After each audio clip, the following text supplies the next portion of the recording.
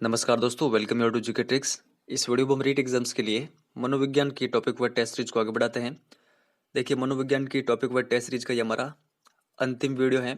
हमने फर्स्ट से लगाकर फिफ्थ यूनिट तक सारे जितने भी टॉपिक दे रखे हैं उनके अकॉर्डिंग टेस्ट आपको प्रोवाइड करा दिए हैं।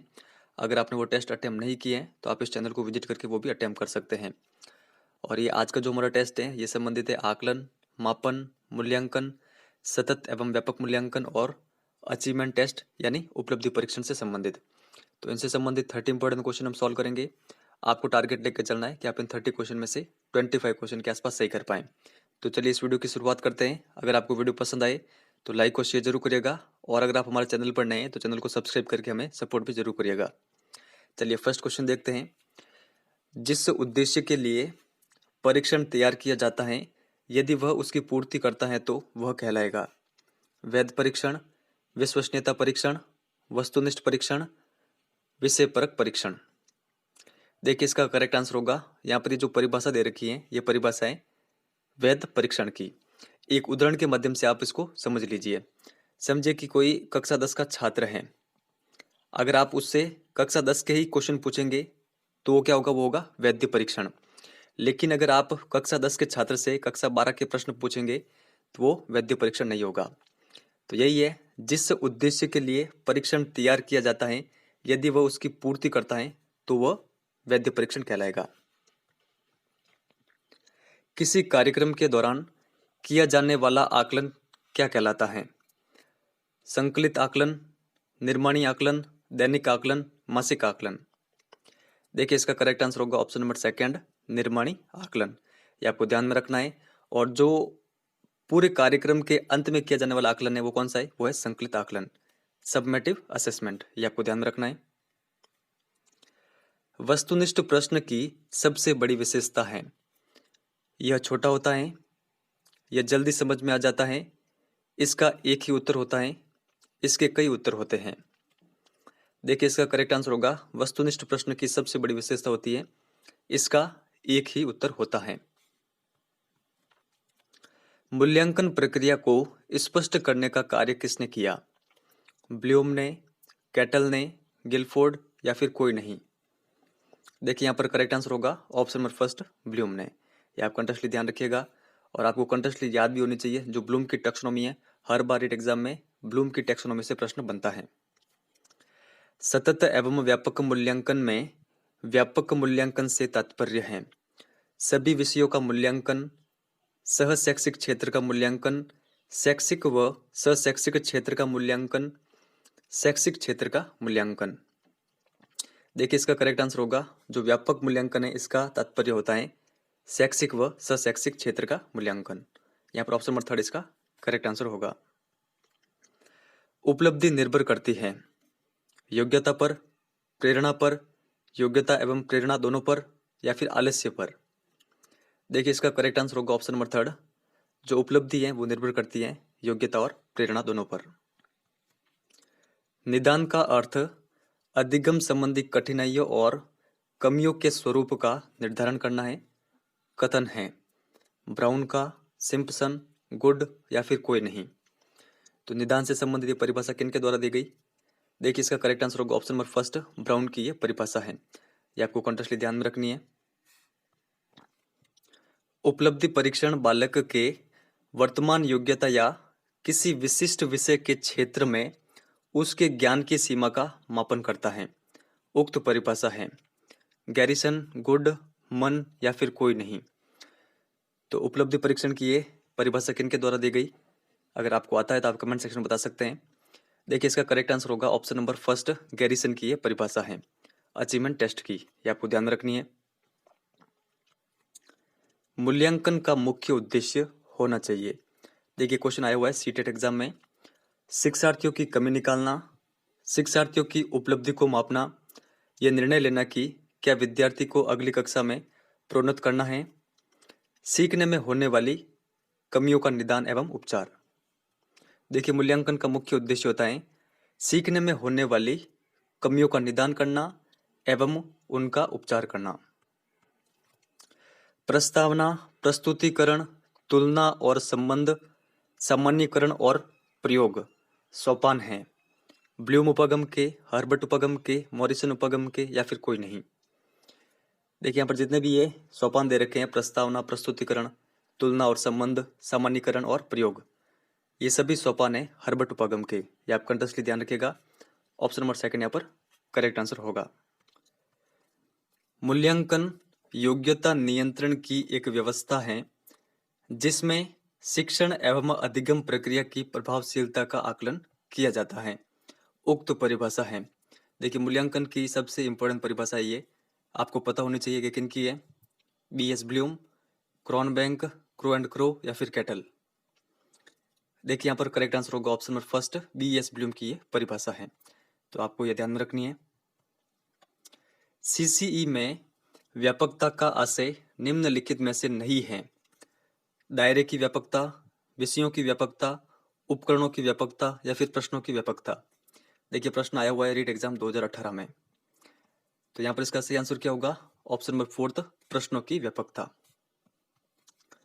जब बालक की परीक्षा द्वारा मापी हुई योग्यता के सही मूल्यांकन में स्थायित्व होता है तब उस परीक्षा को कहते हैं वैधता, विश्वसनीयता, वस्तुनिष्ठता, या फिर कोई नहीं। देखिए इसका करेक्ट आंसर होगा ऑप्शन नंबर सेकंड, इसको कहते हैं विश्वसनीयता। तो यहाँ पर ये विश्वसनीयता की परिभाषा दे रखी है। इसके संबंध में आपको केवल एक चीज ध्यान रखनी है कि रिजल्ट में अगर कोई भी परिवर्तन नहीं हो तो वो होगा विश्वसनीयता। आप किसी भी स्टूडेंट का बार बार परीक्षण कर ले लेकिन उसके रिजल्ट में किसी भी प्रकार का अंतर नहीं आता है, हर बार रिजल्ट एक समान ही रहता है, तो वो क्या होगी? विश्वसनीयता। व्यापकता का गुण किन प्रश्नों में सर्वाधिक होता है? निबंधात्मक प्रश्न में, वस्तुनिष्ठ प्रश्न में, लघुतरात्मक प्रश्न में, या फिर कोई नहीं। देखिए यहाँ पर करेक्ट आंसर होगा ऑप्शन नंबर सेकंड, वस्तुनिष्ठ प्रश्न में। यह आपको कंटिन्यूअसली ध्यान रखना है। निम्न में से कौन सी मापन की मापनी नहीं है? नामित, क्रमिक, अंतराल, या फिर अनुपात, या फिर कोई नहीं।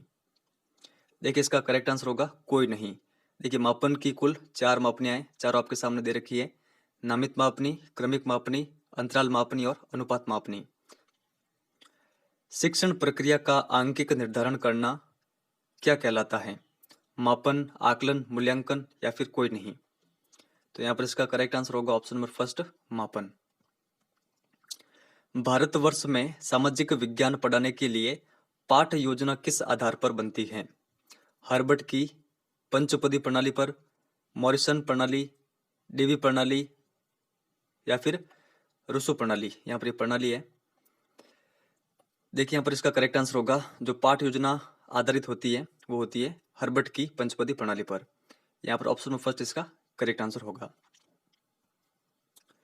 मूल्यांकन वह प्रक्रिया है जिसके द्वारा शिक्षक एवं छात्र यह निर्णय करते हैं कि शिक्षण लक्ष्यों को प्राप्त किया जा रहा है या नहीं। उक्त परिभाषा है Bloom, Cronbach, Crow and Crow, या फिर गुड। तो यहाँ पर ये परिभाषा दे रखी है क्रॉनबैंक की, मूल्यांकन से संबंधित परिभाषा है, तो आप ध्यान रखिएगा। उपलब्धि परीक्षण निर्माण में समंकन योजना बनाने का उद्देश्य है निर्णय संबंधी असंगतियों को दूर करने में सहायता प्रदान करना, प्रश्नों की संख्या निर्धारित करना, छात्रों की कठिनाइयों का निर्धारण करना, या फिर उक्त सभी। देखिए इसका करेक्ट आंसर होगा ऑप्शन फोर्थ, उक्त सभी। सीसीई प्रणाली में ए फर्स्ट ग्रेड कितने प्रतिशत अंक प्राप्त करने वाले छात्र को प्रदान की जाएगी? 91 से 100, 81 से 100, 90 से 100, 71 से 100। देखिए इसका करेक्ट आंसर होगा ऑप्शन नंबर फर्स्ट, 91 से 100। उपचारात्मक शिक्षण का उद्देश्य है छात्रों की त्रुटियों का पता लगाना, विषय के प्रति रुचि उत्पन्न करना, छात्रों का पिछड़ापन दूर करना, या फिर छात्रों की प्रगति का ज्ञान प्राप्त करना। देखिए इसका करेक्ट आंसर होगा ऑप्शन नंबर थर्ड, छात्रों का जो पिछड़ापन है उसको दूर करना। यह उद्देश्य होता है उपचारात्मक शिक्षण का। सीबीएसई ने किस वर्ष 10वीं बोर्ड परीक्षा में सतत एवं समग्र मूल्यांकन प्रणाली लागू की थी? 2010-11, 2009-10, 2009, या फिर 2008। तो यहाँ पर इसका करेक्ट आंसर होगा ऑप्शन नंबर फर्स्ट, वर्ष 2010-11 में। शिक्षार्थियों के सतत एवं समग्र मूल्यांकन पर प्रभावी जोर दिया गया है। राष्ट्रीय शिक्षा नीति 1986 में, प्रथम राष्ट्रीय शिक्षा नीति में, मुदालियर आयोग की सिफारिश में, या फिर कोई नहीं। देखिए इसका करेक्ट आंसर होगा राष्ट्रीय शिक्षा नीति 1986 में। निर्माणात्मक मूल्यांकन का उद्देश्य है विद्यार्थियों की समझ का पता लगाना, अध्यापक के उद्देश्यों की पूर्ति का पता लगाना, प्रगति पर गौर करना एवं उपचारात्मक अनुदेशन की योजना बनाना, ग्रेड्स प्रदान करना। देखिए इसका करेक्ट आंसर होगा जो निर्माणात्मक मूल्यांकन है इसका उद्देश्य होता है प्रगति पर गौर करना एवं उपचारात्मक अनुदेशन की योजना बनाना। किस परीक्षण के बाद उपचारात्मक परीक्षण किया जाता है? निष्पत्ति परीक्षण, निदानात्मक परीक्षण, उपचारात्मक परीक्षण या फिर गुणात्मक परीक्षण। देखिए इसका करेक्ट आंसर होगा ऑप्शन नंबर सेकंड, निदानात्मक परीक्षण के बाद में किया जाता है उपचारात्मक परीक्षण। मूल्यांकन के संबंध में असत्य है। इसका क्षेत्र अत्यंत व्यापक है, इसका तुलनात्मक अध्ययन संभव है, यह गुणात्मक व परिमाणात्मक दोनों हैं, या केवल संख्यात्मक है। देखिए यहाँ पर करेक्ट आंसर होगा मूल्यांकन के संबंध में असत्य कथन है ऑप्शन नंबर फोर्थ, यह केवल संख्यात्मक है, ये गलत है।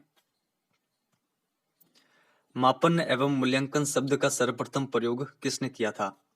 ब्लूम, कैटल, वर्नन या फिर जेरोम ब्रूनर।